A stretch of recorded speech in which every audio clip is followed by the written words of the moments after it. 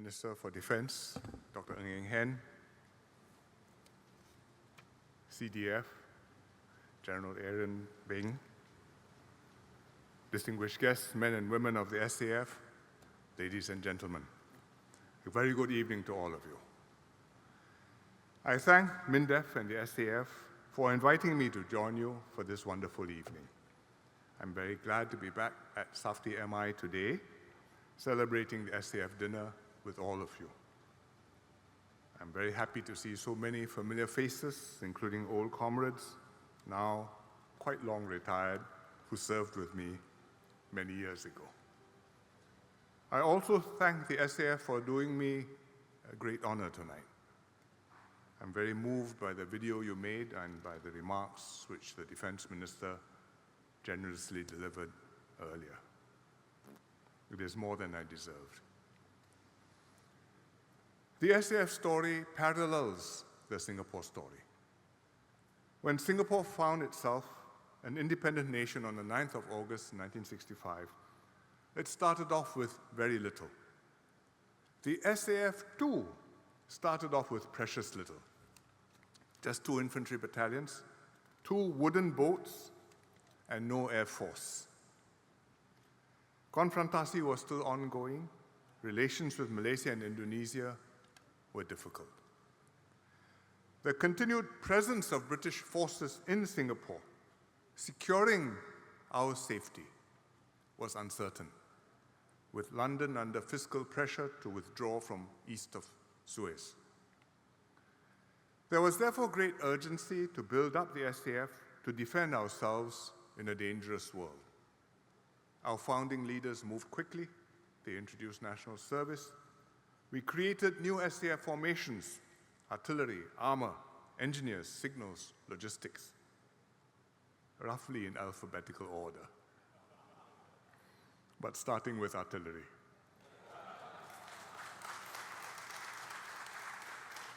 We created and built up the Air Force and Navy. We procured new, actually often second-hand equipment, and trained our troops to operate them. We developed the command structures and operational concepts to employ the new units.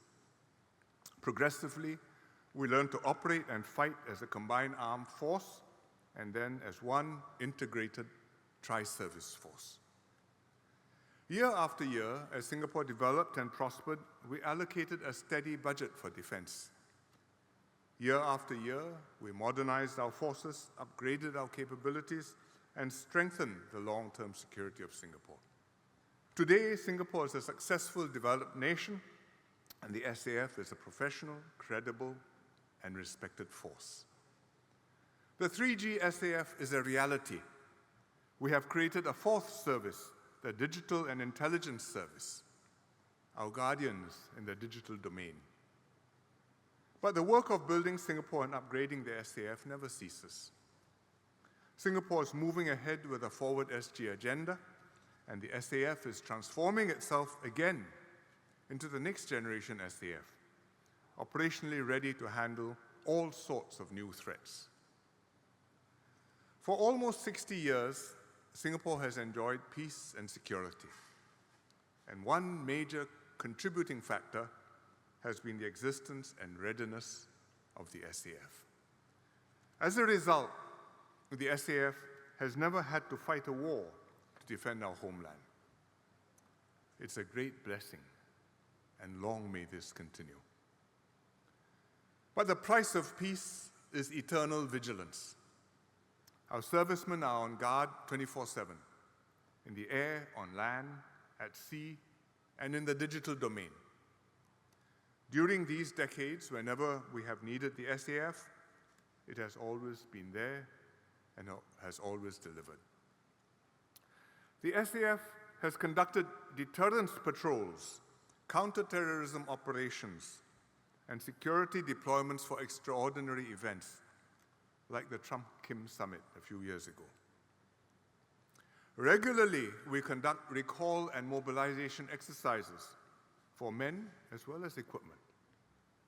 Occasionally, we have had to raise our alert status, sometimes overtly, sometimes quietly, perhaps in response to some exigency or to quietly signal our resolve. The SAF has also proved its mettle in overseas operations. It has participated in UN peacekeeping operations, including in Timor-Leste. It has joined international missions to counter terrorism and piracy, for example, on anti-piracy patrols in the Gulf of Aden and the multinational stabilization and reconstruction efforts in Afghanistan. Besides carrying out operations, the SAF also participates in combined exercises with regional and international partners. Our units go through their paces, flying our flag high and quietly showing our partners that we know our stuff and deserve to be taken seriously.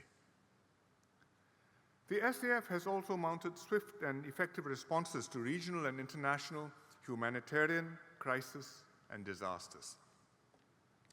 When the Boxing Day tsunami struck in 2004, the SAF launched our first transports just 48 hours later, delivering much-needed relief supplies to Banda Aceh, Malabo, and other affected areas. When an earthquake hit Christchurch in 2011, a Guards contingent that happened to be there on exercise, including full-time NSmen, quickly joined the quake relief efforts. And in March this year, the SAF conducted airdrop operations over Gaza to provide desperately needed humanitarian aid to the civilian population there. In national emergencies too, such as SARS in 2003 and more recently COVID-19, the SAF stepped up and contributed greatly to the fight against the novel pathogens. Each time, whatever the mission, the SAF was ready. Our units and servicemen showed what they could do, and they did the SAF and Singapore proud. Very few other organizations in Singapore have the capability, the readiness, and the resourcefulness to respond to any situation at short notice and to make things happen, like the SAF. And so it gives great reassurance and confidence to the government and to Singaporeans that we have the SAF at the nation's disposal, ready to respond whenever the need arises. It has been my privilege to have served for many years in uniform before entering politics. Like many other Singaporeans, I started out as a full-time national serviceman. I was a recruit in 2SIR, then at Holland Road Camp. Later, I took up an SAF scholarship and signed on as a regular. In those days, we were permanent regulars. That means you serve until retirement. Later, I had the great privilege of commanding troops, platoons, batteries, and later a battalion. I served in the General Staff and helped to set up the first joint staff elements, which set the SAF on the path to becoming a tri-service force. It was an immensely fulfilling experience to train and motivate my men and make the units operationally ready, to help work out the SAF's capabilities, concepts, and force structures, to help plan and shape the development and future of the SAF. I left the SAF a long time ago, but others took over the baton and have taken the SAF so much further forward over the past 40 years. Incidentally, SAF Safti MI, where we are today, holds special meaning for me. When I was an officer cadet in 1971, OCS and Safti were in Pasir Laba camp across the road. Only many years later, in 1987, did we decide to build this Safti campus. As then Second Minister for Defense, I was involved in that decision and had the privilege of making the announcement at the Safti commissioning parade dinner. I was very happy, and I am very happy, that Safti MI continues to fulfill its mission, training generations of officers, specialists, and military experts from all services and at all levels of leadership. Personally, I have benefited enormously from my time in the SAF, getting to know and understand fellow servicemen from all walks of life, learning how to work as a team, how to lead and take care of men, taking on command responsibility. These lessons proved invaluable in government and have lasted me a lifetime. Also lifelong are the friendships and bonds formed with those who have served alongside me, including those who spoke so generously and warmly in the video just now: General Winston Chu, Colonel Chandri K, Lieutenant Colonel Mukhtia Singh, Master Warrant Officer Lim Pui Sia. They and many others have guided me, mentored me, supported me, put me right when necessary, became good friends and lifelong comrades, and I'm eternally grateful.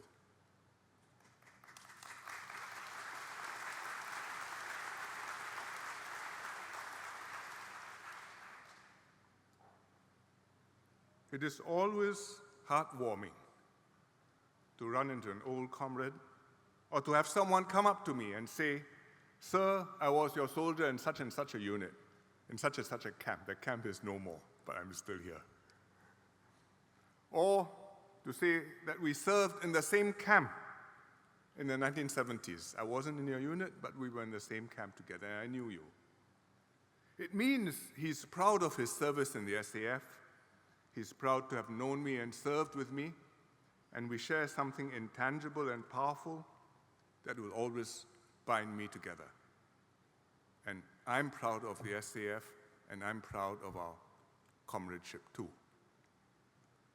Our minds go back through the years and conjure up the training exercises we went through, the difficulties and disappointments we overcame, the achievements and successes that we still feel proud about. Mine is not a singular experience. It is something precious that all of us who have served in uniform have experienced and treasured. This camaraderie and pride is the reason NS is so important to our identity and social cohesion as Singaporeans. It's also why generations of Singaporeans have supported their sons to serve in their turn and to play their part to defend our nation. It makes the SAF a national institution that Singaporeans identify with wholeheartedly. The SAF must always retain the trust and support of Singaporeans. It's a heavy commitment to fulfill your national service duty, 2 years full-time, and for many years after that as operationally ready NS-men. For their part, the government will always ensure that our personnel are well-equipped, well-trained, and well-led.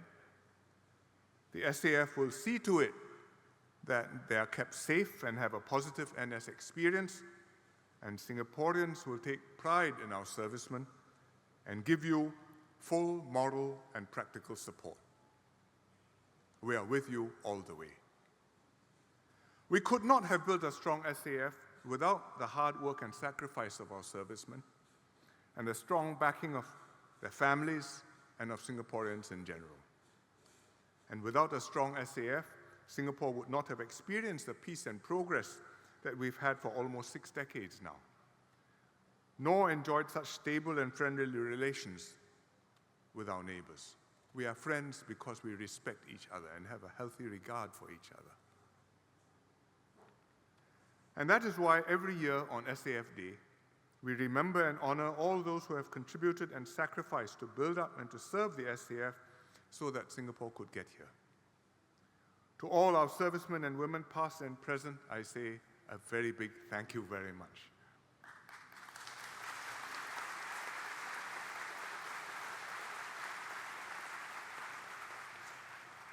Looking ahead, we see an increasingly turbulent and dangerous world.